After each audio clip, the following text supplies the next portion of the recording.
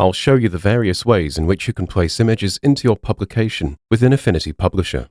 A typical workflow is to initially create a picture frame to contain the image. I can select the picture frame rectangle tool from the Tools panel here. Then I'll tap-drag to draw out a picture frame that spans across both pages. Notice that I have intentionally started from the top left of the bleed, and I'm making sure the bottom of the picture frame goes into the bleed as well. Then I'll release my finger to create the picture frame. Now, to place an image, one option is to select the Place Image tool from the Tools panel here. I'm given a choice to place from the iPad OS Files app or from the Photos library. I'll choose the Files app, then tap the Rainforest House JPEG file to place it.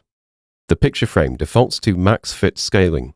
I can change the scaling option up here on the context toolbar. I'll change it back to max fit for now, and I'll also turn on preview mode using this option in the top right of the interface.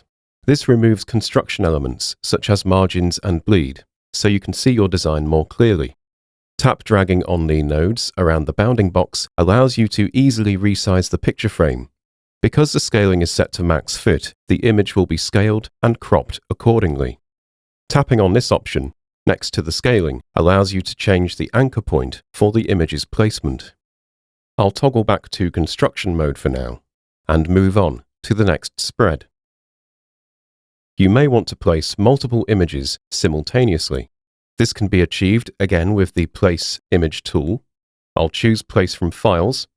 Then in the Accommodation folder, I'll choose Select in the top right, then drag across the images to select them all. Then I'll tap Open, and this will then bring all of the images into the Place Images panel on the right. I have some existing picture frames set up here, and I can now tap on the picture frames to place images into them. On the Place Images panel, I can change the active image that will be placed by tapping to select another one. Rather than using picture frames, you may wish to place images independently. I'll show you some options for doing so on this next example. Placing unbounded single images can be achieved either by using the Place Image tool or by dragging the image from the Files app and dropping it onto the page. This approach brings up the Place Images panel. At this point, I can tap on the page to place the image at its full resolution. I can then transform the image non-destructively. For example, I might open the Transform panel and flip it horizontally. Then I'll scale the image so it displays over the entire left-hand page and some of the right-hand page.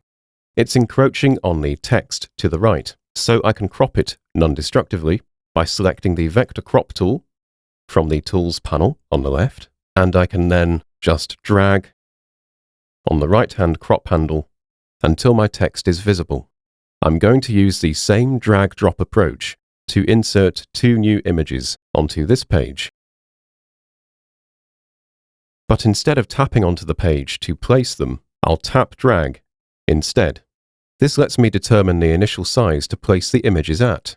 So I'll release my finger to place the first image, then do the same procedure with the second image. Since I now have the Move tool selected, I can easily transform these images. For example, I might rotate both of them slightly, and also perhaps scale them down. With this image, I can add a black and white adjustment from the Adjustments panel. This panel is located on the Additional Panels flyout here.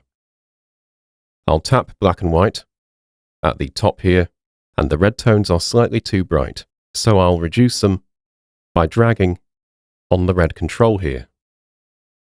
Then to close the adjustment dialog, I can switch to the Move tool here and select another layer on my page.